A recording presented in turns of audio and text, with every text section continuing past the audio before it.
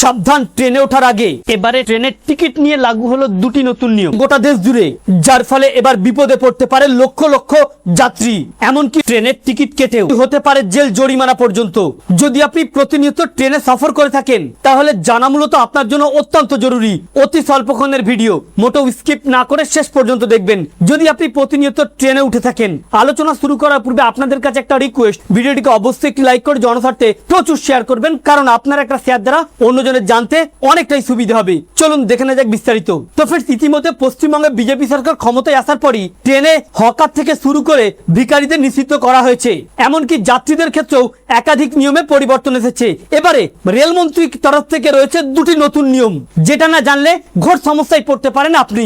এবারে বলা হচ্ছে ডিজিটাল ইন্ডিয়ায় বদলে গেল ট্রেনের টিকিট সংক্রান্ত নিয়ম। এবার থেকে লোকাল বা জেনারেল ট্রেনের অসংরক্ষিত টিকিট কেটে মোবাইলে স্ক্রিনশট রাখলে তা বৈধ বলে গণ্য হবে না। এমনকি আপনাকে যদি কেউ হোয়াটসঅ্যাপে সেই টিকিট পাঠায় তাহলে সেটাও আর গণ্য হবে না।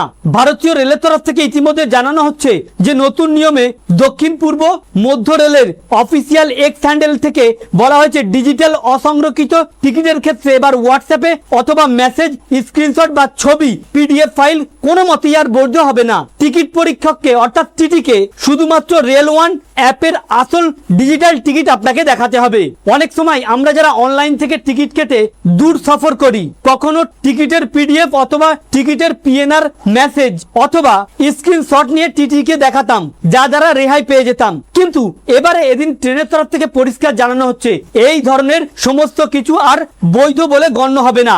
আপনাকে দেখাতে হবে ইন্ডিয়ান রেলওয়ের যে অ্যাপ্লিকেশন রয়েছে ওই অ্যাপ থেকে সরাসরি টিকিট। অপরদিকে আরো একটি নতুন নিয়ম, যেখানে বলা হচ্ছে যে এবার ট্রেন স্টেশন ছেড়ে রওনা দেওয়ার আগেই ডিজিটাল টিকিট বুক করতে হবে আপনাকে। ট্রেন ছেড়ে দেওয়ার পর কোনো বুকিং আর চলবে না বা সেটিকে অবৈধ বলে গণ্য করা হবে।